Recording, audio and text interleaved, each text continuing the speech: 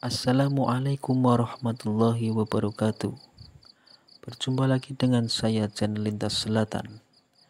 Jangan lupa like, comment, subscribe, and share.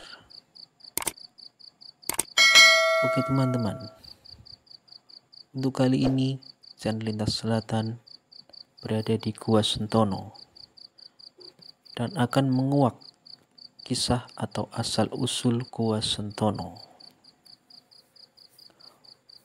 Oke teman-teman, konon katanya zaman dulu tersebutlah kisah ada suatu padepokan kecil yang bernama Sentono yang dipimpin oleh Blacak Ngilo. Blacak Ngilo adalah bekas prajurit Majapahit yang melarikan diri di saat terjadi perang saudara memperebutkan kekuasaan. Pada mulanya, padepokan ini sangat termasyhur sehingga banyak orang berbondong-bondong ke Sentono untuk nyantri dan berguru kepada Blacak Ngilo. Dengan arif dan bijaksana, Blacak Ngilo mengajarkan berbagai macam ilmu, mulai dari cara bercocok tanam, budi pekerti, spiritual, dan olah kanuragan.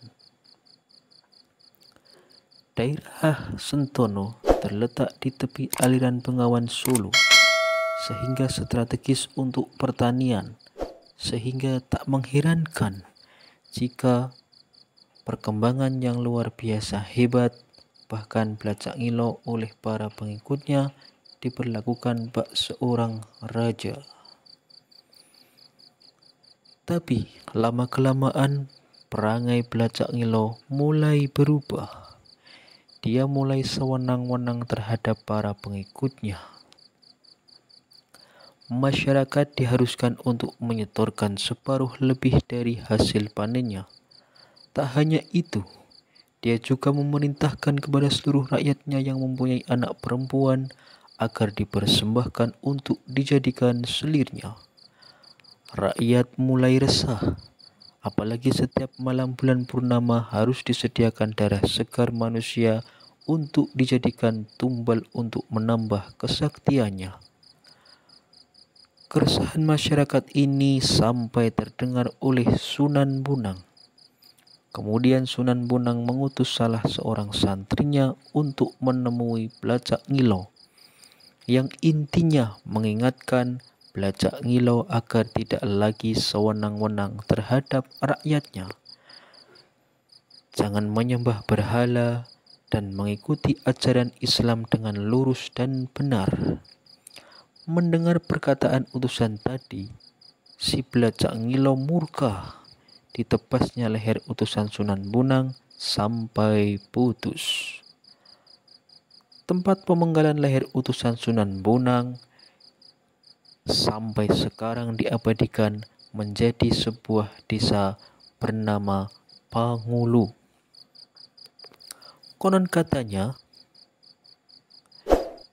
desa Pangulu berasal dari kata penggal gulu atau penggal leher, masuk wilayah Kecamatan Margomulyo, Kabupaten Bojonegoro. Merasa diremehkan, Blacak Ngilo tidak terima. Dia mengirimkan surat tantangan kepada Sunan Bonang agar datang berhadapan dengan dirinya untuk adu kesaktian atau adu kanuragan.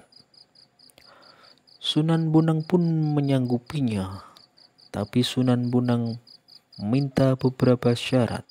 Apabila Sunan Bonang kalah dalam pertarungannya, beliau rela menjadi pengikut Blacak Ngilo. Dan sebaliknya, apabila Blacak Ngilo yang kalah, Blacak Ngilo harus meninggalkan semua perbuatan-perbuatan buruknya dan harus masuk Islam. Kedua belah pihak pun menyetujui perjanjian tersebut. Dan akhirnya pertarungan hebat pun dimulai. Karena sama-sama saktinya, hari pertama, hari kedua, hari ketiga, hari keempat, bahkan sampai hari keenam belum terlihat siapa yang kalah dan siapa yang menang. Pada hari ketujuh, Blacak Ngilo mulai kelelahan, tapi karena kesombongannya, dia tidak mau mengakui kehebatan Sunan Bonang. timbullah akal licik si Belacak Ngilo untuk melarikan diri dari gelanggang pertarungan.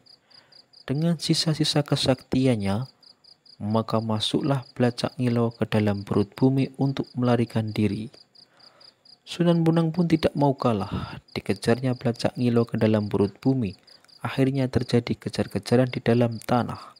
Setiap kali Ki Sentono muncul di permukaan tanah, di situ juga Sunan Bonang ada di belakangnya.